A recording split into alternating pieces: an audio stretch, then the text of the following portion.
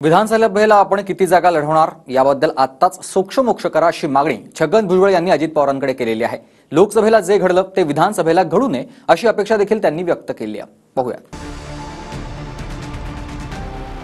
जवळपास 90 विधानसभेच्या जागा आपण लढवणार आहोत। या वेळेला जी काही खटपट झाली ती खटपट पाहता पुढेही खटपट होता कामा नये।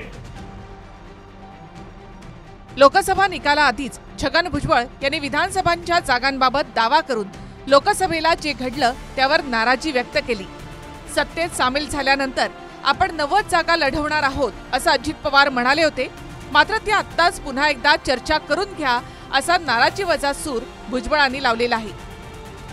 जवळपास 90 विधानसभेच्या जागा आपण लढवणार आहोत।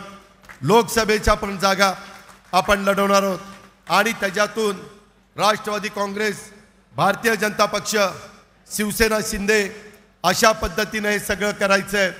समोर बीआरएस आहे, समोर वंचित आघाडी आहे, ते एकत्र येण्याची शक्यता दाट आहे।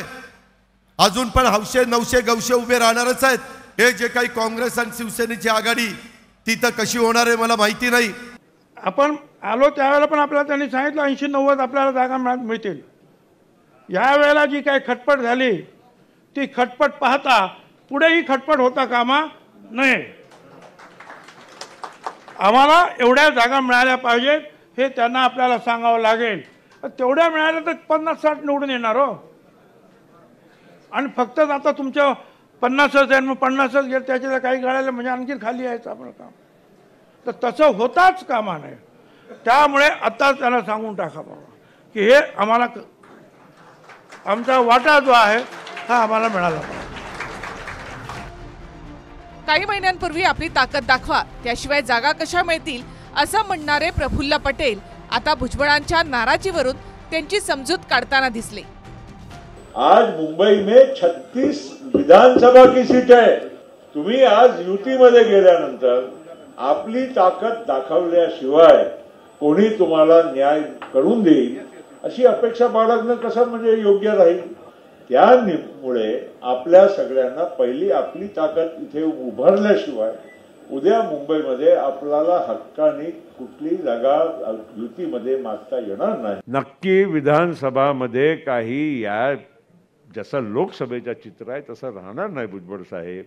एवढी खबरदारी दादानी पण घेतली आहे, सगळ्यांनी जबाबदार लोकांनी घेतली आहे की विधानसभेमध्ये आपल्याला जे मिळणारी सीट्स आहे त्यामध्ये नक्कीच वाढ होणार आहे। कारण सगळ्यांची मिळून सुद्धा आपल्याकडे खूप सारी जागा अजून शेअर करण्यासाठी वाटप करण्यासाठी पण अवेलेबल राहणार आहे। दुसरीकडे शिंदेना मिळणाऱ्या जागांच्या चर्चांवर माध्यमांमध्ये आक्रमक भूमिका घेणाऱ्या संजय शिरसाट यांनीच यावेळी भुजबळांना माध्यमांसमोर अशा चर्चा न करण्याचा सल्ला दिलाय। बावनकुळेंनी केलेल्या स्टेटमेंटमध्ये काही दम नाहीये। बावनकुळेंना एवढे तर मी अधिकार दिलेले नाही। कोणी दिला अधिकार त्यांना? आम्ही काय मूर्ख आहोत का 48 जागा लढवणार? याची वरिष्ठ पातळीवर बैठक होईल। त्यामुळे पक्षामध्ये असलेले कार्यकर्त्यांमध्ये चिलबिल होते। माध्यमाच्या समोर जाऊन असं वक्तव्य करून युतीमध्ये बेबनाव कसा होईल याकडे थोडंसं आपण लक्ष दिलं पाहिजे। बेबनाव झाला तर मग सर्वांनाच त्याचा लॉस भोगावा लागेल आणि म्हणून त्यांना काय त्यांच्या मनात दडलंय हेच काही कळत नाही। महायुतीच्या जागा वाटपाआधी अजित पवारांचा दावा होता की राष्ट्रवादी बारामती, शिरूर, सातारा आणि रायगड या 4 जागा लढणारच, मात्र त्याशिवाय इतर जागांचीही मागणी केली जाईल। पण प्रत्यक्षात अजितदादांना 4च जागा भाजपनं दिल्या। त्यापैकी सातारा स्वतःकडे ठेवून अजितदादांना धाराशिवची जागा देण्यात आली। नाशिकसाठी स्वतः भाजपनंच आपल्याला विचारणा करून नंतर उमेदवारी जाहीर न केल्यामुळे भुजबळांनी नाराजी वर्तवली होती।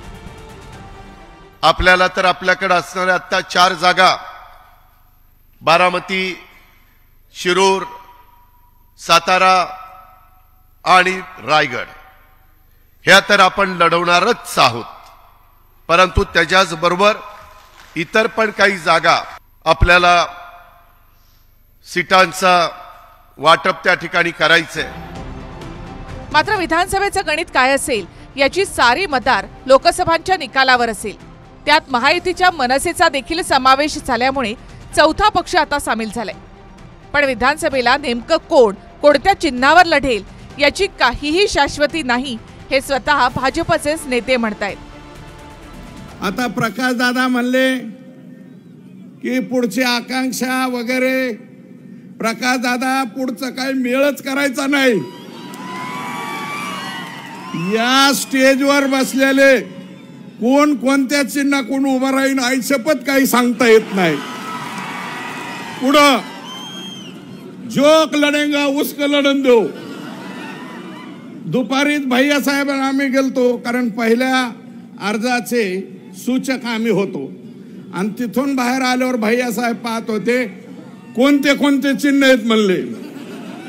म्हणलं आत्ताच बघून घ्या, कुणी रिक्षा बघून घ्या, कुणी लाल मिरची बघून घ्या, कुणी हातगाडा बघून घ्या, कुणी उसावाला शेतकरी बघून ठेवा.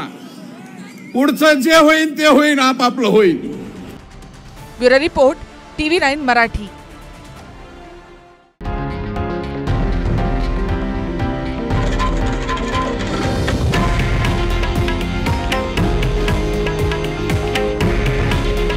हे आहे देशातील नंबर 1 न्यूज नेटवर्क आणि आपण पाहत आहात TV9 मराठी. काळजी तुमची, हित महाराष्ट्राचं.